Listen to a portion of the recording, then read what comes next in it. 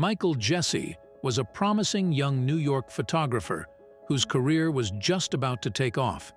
Jesse, who was black and had just turned 20 just a couple of days earlier, was on his way to his suburban New York apartment when he was unlucky enough to run into the one person who could ruin his happiness and jeopardize all his dreams: a policeman.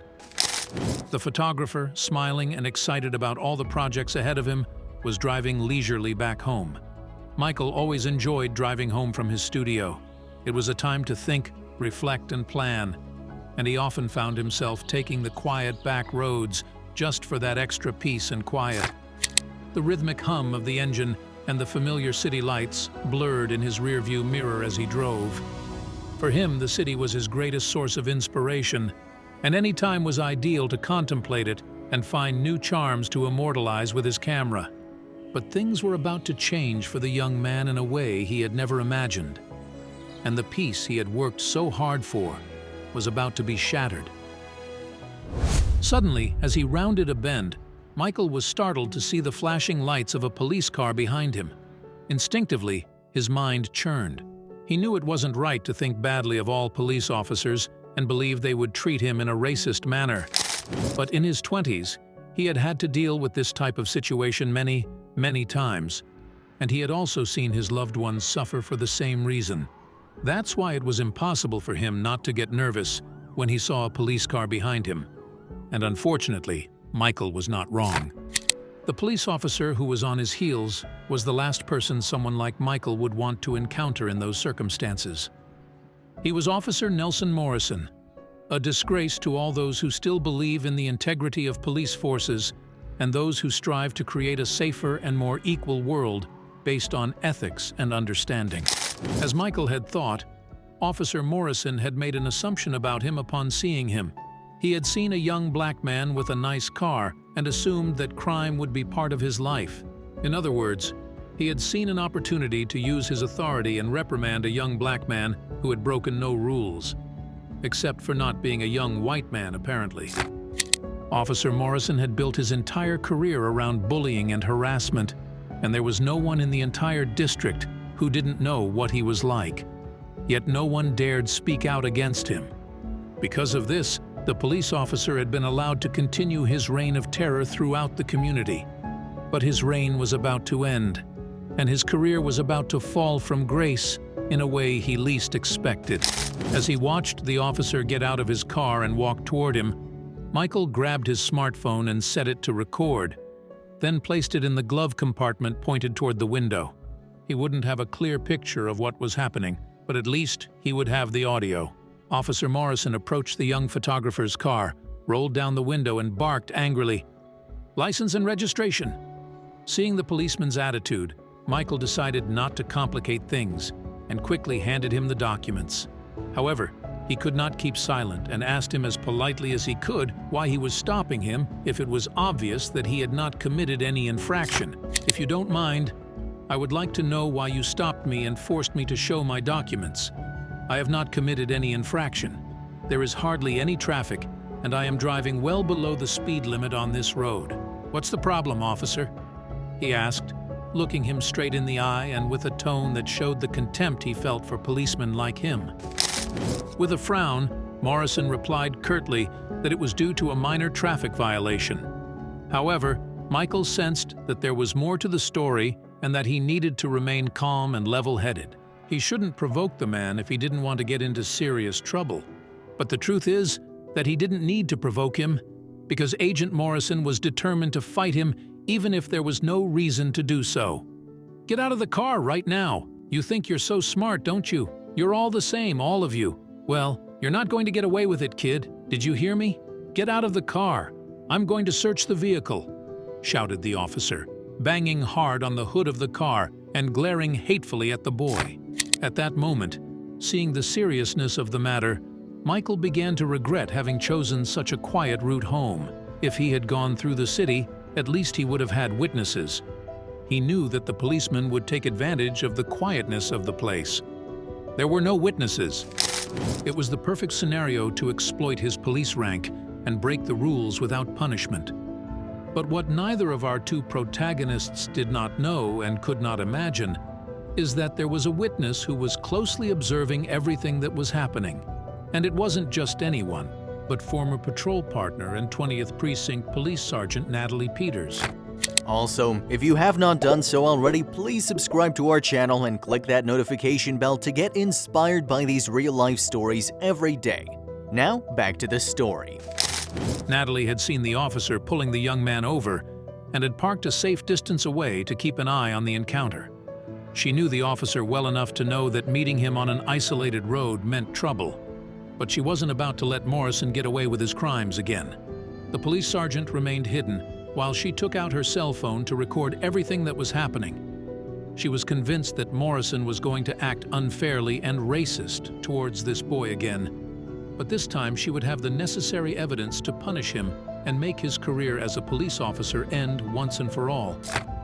Meanwhile, on the other side of the road and unaware that anyone was watching them, Michael became increasingly frustrated by the situation and struggled to remain calm and not lose control of the humiliating treatment he was receiving from the policeman. "Can you explain to me why you are searching my car and treating me as if I were a common thief?" "Sir, please, I just want to know why I am standing here in the middle of the road, wasting my time, instead of being at home working, which is what really matters to me and what I do for a living," Michael asked, very irritated and avoiding raising his voice. Although he was finding it increasingly difficult to keep his cool, but Agent Morrison was unwilling to give him any explanation. To him, the young photographer didn't deserve his respect, let alone an explanation of how he did his job. If he did, it would be the closest thing to humiliating himself, and he wasn't about to let someone like Michael, a black man, order him around. "Shut up, you idiot!" the policeman shouted. "Open the trunk and don't ask me again why I do what I do.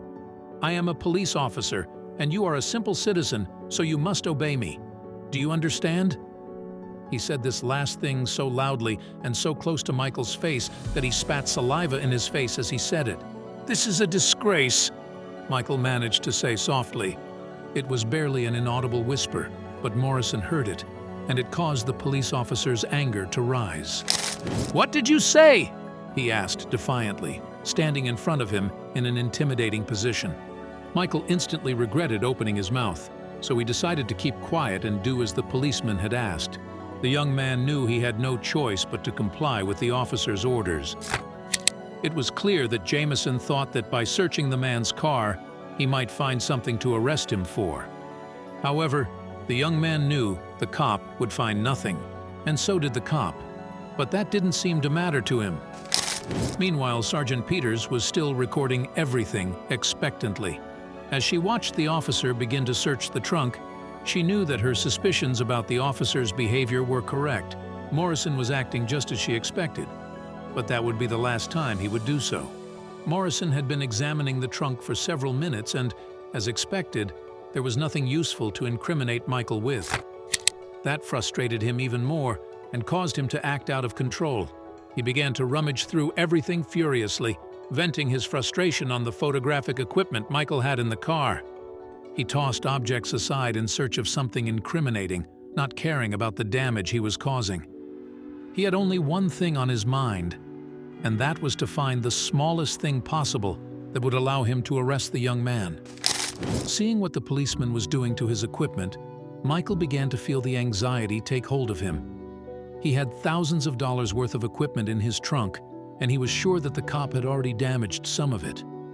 He was very angry because he knew he would have a hard time getting compensation for the damage. Without that equipment, he couldn't work. It was bad enough that he had been pulled over for no reason, but now the officer was affecting his livelihood as well. The situation was only getting worse.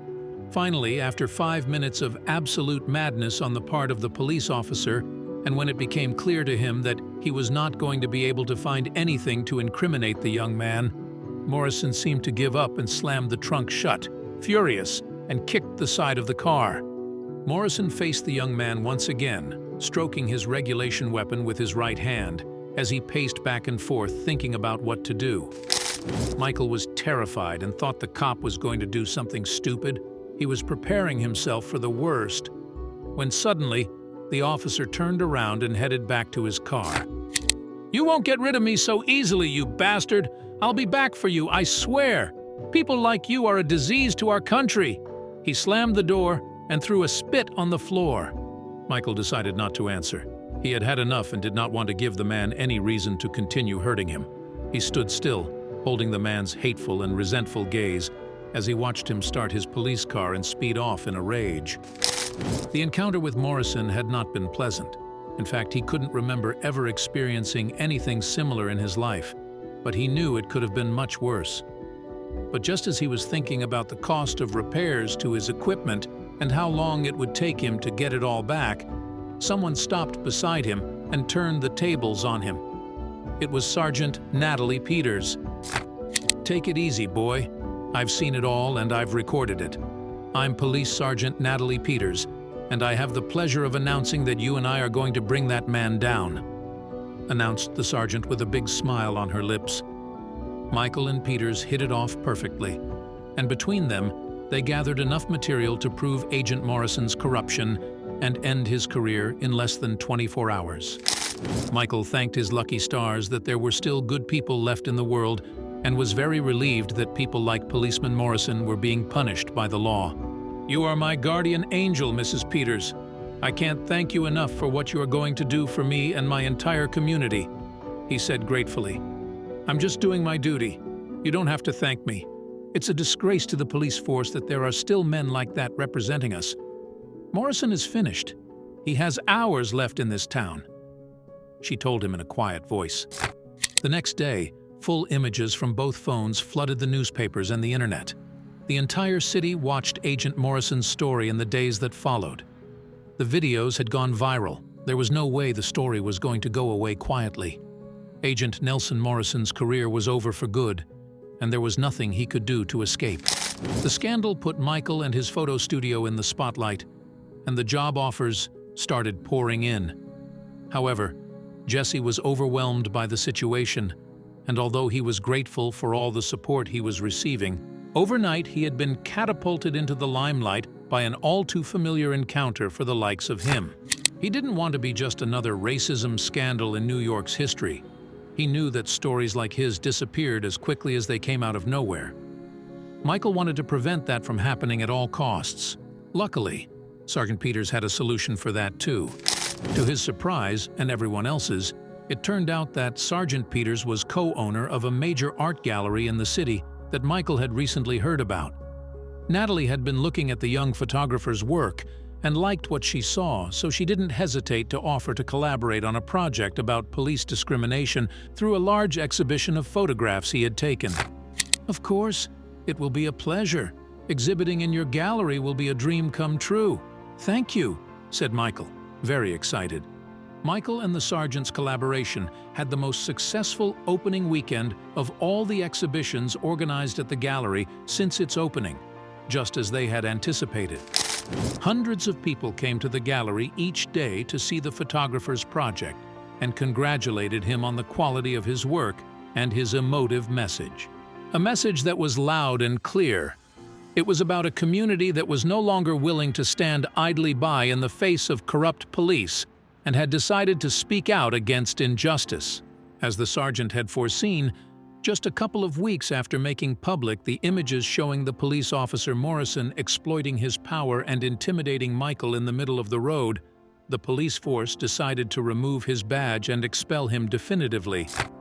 He was so rejected by everyone that he was forced to leave the city, as he was no longer welcome in the place where he had instilled fear for the longest time. Peters and Michael had laid the first stone of a long road that the rest of the city would continue to build day by day.